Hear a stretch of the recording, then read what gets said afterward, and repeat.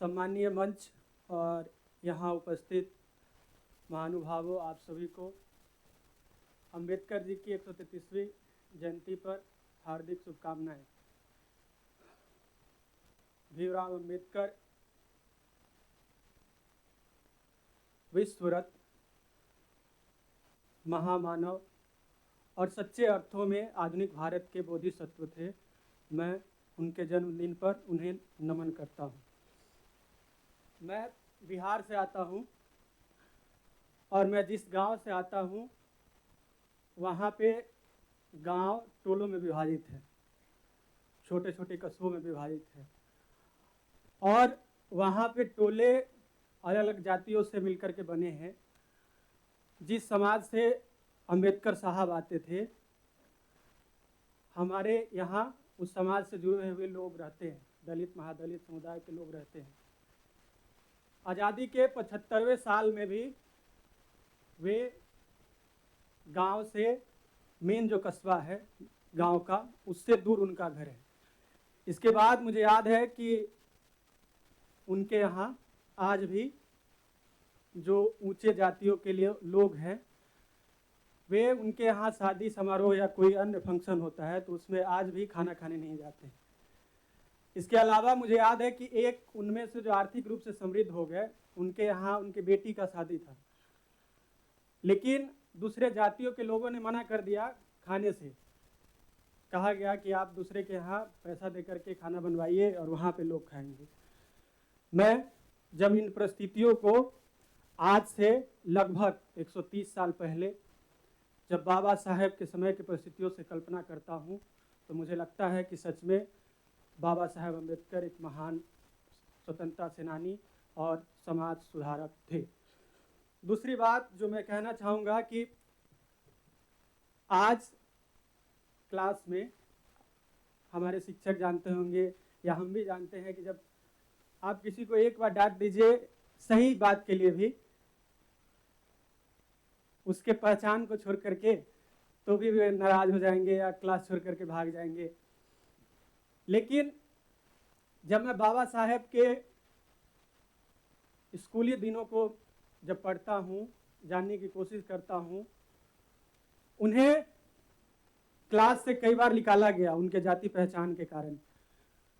उन्हें क्लास में अंत में बैठना पड़ता था, उन्हें अपना दरी ला करके खुद से बैठना पड़ता था। उसके बाद पानी पीने के लिए भी उनको इजाज़त नहीं थी। जिस दिन प्यून नहीं आता था तो उस दिन उन्हें बिना पानी पिए ही रहना पड़ता था। लेकिन उनके जो 2-3 आदर्श हुए जिनको वे मानते थे, उनमें एक उनकी माँ भीमाबाई थी। उन्होंने उन्हें शिक्षा के महत्व को समझाया था और उन्होंने गांठ बांध ली। वे अपने समुदाय के पहले विद्यार्थी थे जिन्होंने 4वीं कक्षा पास की थी और इसके बाद उन्होंने 3 सब्जेक्ट में पीएचडी की डिग्री ली और बाद में एक चौथी में भी उनकी पूरी हो गई। तो ये दर्शाता है कि अंबेडकर साहब कितने महान थे। इसके बाद तीसरी चीज़ जो मैं कहना चाहूँगा कि अंबेडकर जी के पिताजी वो ब्रिटिश आर्मी में सूबेदार थे और आर्मी में सूबेदार एक कमीशन रैंक होता है, मतलब इतनी होती है, सैलरी होता है, शिक्षा का स्तर होता है कि अपने घर में इस तरह का माहौल था कि उनको स्कूल भेजा। 1891 में उनका जन्म हुआ, 1894 में उनके पिता सूबेदार के पद से रिटायर हो गए। लेकिन जो शिक्षा का माहौल था, इसके कारण वे स्कूल पहुंच गए, संघर्ष किया, अमानवीय बर्तावों को सहा, लेकिन ऊंचाइयों को हासिल किया। लेकिन जब वे भारतीय संविधान की रचना कर रहे थे तो जिन लोगों ने, चाहे वे ऊंची जाति के लोग रहे हो चाहे किसी भी जाति के लोग रहे हो, जो उनके साथ बर्ताव किया उसको अपने पर्सनल यानी उनका बदला लेने के भाव से वे आगे नहीं बढ़े। उन्होंने समाज के हर तबके के लिए काम किया। इसलिए अंबेडकर महान हैं, हमें उन सब से प्रेरणा लेनी चाहिए। अंबेडकर साहब ने कोलंबिया विश्वविद्यालय से ये मास्टर्स की डिग्री ली, उसके बाद पीएचडी की डिग्री ली। उसके बाद कोलंबिया विश्वविद्यालय में आज भी उनका स्टैट्यू लगा हुआ है, कादमकद प्रतिमा वहाँ पे लगा है। कोलंबिया विश्वविद्यालय ने 2004 में अपने 100 सबसे प्रतिभाशाली होनहार छात्रों की लिस्ट जारी की थी। उस लिस्ट में अंबेडकर साहब को सबसे पहले नंबर पे रखा था। ये दर्शाता है कि अंबेडकर कितने बड़े महान व्यक्ति थे। इसके बाद उन्होंने डीएससी एमएससी की degree London school of economics से ली थी, और लंदन स्कूल ऑफ इकोनॉमिक्स से मानता है कि अंबेडकर साहब उनके यहाँ जितने भी व्यक्ति पढ़े उनमें सबसे ज़्यादा प्रतिभाशाली व्यक्ति थे। ये दर्शाता है कि एक सामान्य से पृष्ठभूमि से आने वाला लड़का, एक अमानवीय बर्तावों को सहने वाला लड़का अगर मेहनत करे, अपने पे भरोसा रखे, तो न केवल अपने बल्कि पूरे समुदाय का भी विकास कर सकता है। इसके बाद आईबीएन और टीवी 18 इन लोगों ने मिलकर के 2012 में ये वोट पोल ऑर्गेनाइज किया था 2012 में। और हम सब जानते हैं कि आज़ादी से पहले भारत के इतिहास में जो गांधी जी का योगदान है, उनकी लोकप्रियता है, उनके सामने तो मतलब अनपैरेलल रहे इंडिया के हिस्ट्री में। लेकिन आज़ादी के बाद ग्रेटेस्ट इंडियन आफ्टर इंडिपेंडेंस, इस पे जब वोटिंग हुआ तो पूरे भारत में अंबेडकर सबसे पहले स्थान पे थे। इसके बाद नरेंद्र यादव, एक भारतीय इकोनॉमिस्ट है, उन्होंने कहा कि अंबेडकर अब तक के सबसे ज्यादा शिक्षित अर्थशास्त्री है। इसके बाद कोलंबिया अमेरिका की यूनिवर्सिटी से वहाँ के चांसलर ने भारत के प्रधानमंत्री को लिखा था कि अंबेडकर बहुत काबिल आदमी है, इसको अपने पास रखना। ये सारी चीज़ें दर्शाती हैं कि अंबेडकर ने अपने जीवन में क्या हासिल किया। अब थोड़ा सा चर्चा उनके जीवन पे करते हैं। हमने पहले ही कहा कि स्कूली दिनों में उन्हें जो सहना पड़ा, उसके बाद वो कोलंबिया गए, लंदन स्कूल ऑफ इकोनॉमिक्स गए, वहाँ से 4 साल बाद लौटे, 17 लोगों के साथ भारत लौटे। उसके बाद जब वे ये तय हुआ था पहले कि वहाँ से पढ़ करके आएंगे तो बड़ौदा महाराज के पास वे काम करेंगे, लेकिन जब वे लौटे तो मुंबई से वहाँ बड़ौदा लाने के लिए कोई नहीं आया उनको, कहे कि वे नीची जाति से आते थे, अछूत जिन्हें माना जाता था। इसके बाद उन्हें अंदाजा था कि जब वे यहाँ किसी हिंदू धर्मशाला में जाएंगे तो उन्हें रहने की अनुमति नहीं मिलेगी, तो वे एक पारसी धर्मशाला में गए। पारसी धर्मशाला में गए तो उन्होंने पहले तो मना किया, लेकिन फिर बोला कि आप अपना पारसी नाम लिख करके रह जाओ, तो रहने दिया। मात्र 10 दिन वे रहे थे। 11वें दिन 10-15 पारसी युवक आए और उन्हें इसलिए पारसी धर्मशाला से निकाल दिया, तक कहा कि तुम अछूत हो और तुम यहाँ नहीं रह सकते।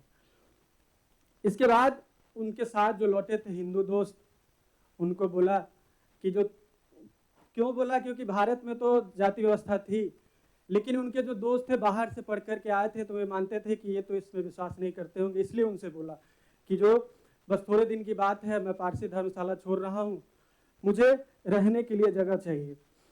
तो वो बोला, उनका दोस्त बोला कि मुझे तो इसमें कोई दिक्कत नहीं है, लेकिन घर वाले नहीं मानेंगे, नौकर भाग जाएंगे घर से, वे काम छोड़ देंगे।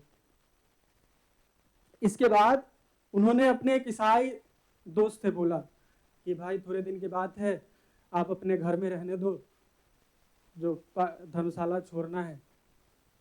ईसाई दोस्त ने कहा कि मुझे इसमें कोई दिक्कत नहीं है, लेकिन हम पहले हिंदू थे, अब ईसाई हो गए। मेरी जो पत्नी है वो आज भी उन संस्कारों को मानती है और वो बर्दाश्त नहीं करेगी। तब अंबेडकर ने लिखा कि जो हिंदू के लिए अछूत है वह पारसी के लिए अछूत है, वो ईसाई के लिए भी अछूत है। इसके बाद सिडनम कॉलेज में भी उन्हें इस तरह की घटनाएं सहनी पड़ी, जहां वे जब घड़ा से पानी पी लिया तो उस घड़ा को फोड़ दिया गया क्योंकि वे अछूत थे।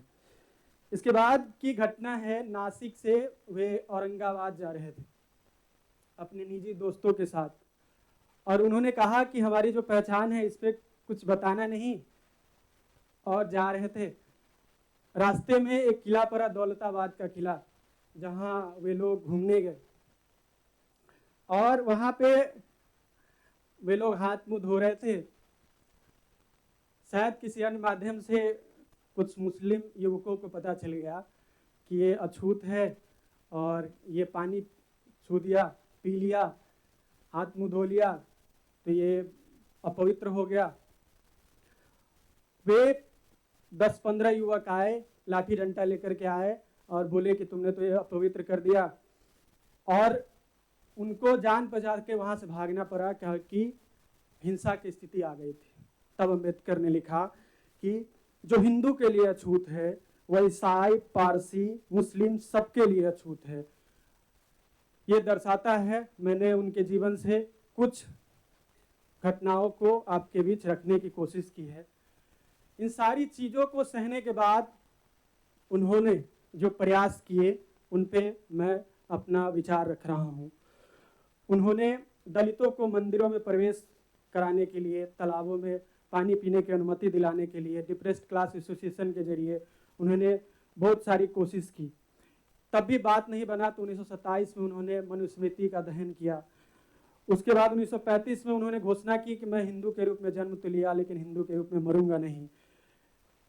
इसके बाद अंबेडकर के प्रभाव को आप ऐसे समझ सकते हैं कि भारत में, भारतीय संविधान में मौलिक कर्तव्य, मूल अधिकार की चर्चा है, और उसमें आप पाएंगे कि मूल कर्तव्यों में, मूल अधिकारों में स्वतंत्रता के अधिकार से ऊपर समता के अधिकार को रखा गया है।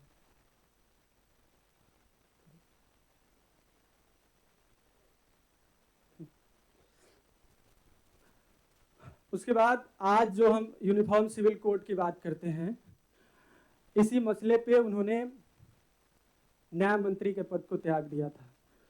बाद में वो तो लागू नहीं हो सका, लेकिन हिंदू कोड बिल के रूप में इसे नेहरू जी ने 1956 में पास कराया था। इसके बाद 1942 से 46 के बीच वे वायसराय के काउंसिल में श्रम विभाग के इंचार्ज थे। इस रूप में उन्होंने न्यूनतम जो अवधि 8 घंटे की है, इसके बाद ज़्यादा काम के लिए ज़्यादा वेतन, इस तरह के प्रावधानों को लागू किया। तो उन्हें केवल दलितों के नेता के रूप में नहीं बल्कि समाज के सभी तबकों के लिए काम किया। उनसे हम क्या सीख सकते हैं? पहली चीज़ सीख सकते हैं कि हमारी जो पृष्ठभूमि है उससे शर्माना नहीं है। अगर वो तबका पीछे है तो उसके लिए काम करना है। अंबेडकर साहब चाहते तो, जिनके पास उतनी डिग्रियां थी, वे चाहते तो कोलंबिया या दुनिया के अन्य यूनिवर्सिटी में पढ़ा सकते थे, अच्छे जीवन जी सकते थे, लेकिन उन्होंने उसके बदले अपने समुदाय, अपने लोगों, देश के लोगों के लिए काम करना सोचा। दूसरी चीज़ हम उनसे सीख सकते हैं कि शिक्षा का महत्व। उन्होंने कहा कि शिक्षा शेरनी का दूध है, जो जितना पिएगा उतना दहाड़ेगा। तो जिस समुदाय के पास कुछ भी नहीं हो, आर्थिक, राजनीतिक कोई भी संसाधन उपलब्ध नहीं हो, तो उसके लिए सबसे बड़ा जरिया शिक्षा है। उसके बाद उन्होंने कहा कि संगठित बनो। कहते हैं कि पहले तालीम से तुमको मोड़ दिया जाएगा कि पहले तालीम से तुमको मोड़ दिया जाएगा, फिर किसी जुर्म से तुमको जोड़ दिया जाएगा कि हाथ से हाथ मिलाकर कदम बढ़ाकर चलो तुम, वरना धागे की तरह तुम्हें भी तोड़ दिया जाएगा। ये दर्शाता है कि हमें संगठित बनना चाहिए। इसके अलावा अंबेडकर जी के जीवन में हमें कभी भी अपेक्षा नहीं रखना चाहिए कि जिस समय हम जिन प्रयासों में लगे हुए हैं उसी समय हमको उनके लिए प्रशंसा मिल जाए। जब वे प्रयास कर रहे थे तो उन्हें पूरे भारत से उन्हें मारने की कोशिश की गई, हिंसक ढंग से उन पर अत्याचार भी किया गया, लेकिन इन चीज़ों से वे घबराए नहीं और हमेशा काम करते रहे।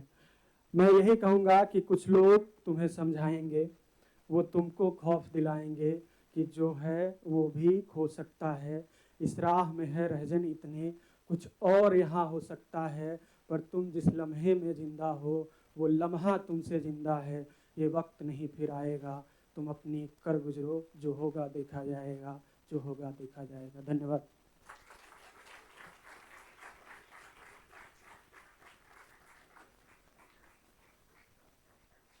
Thank you, Govind.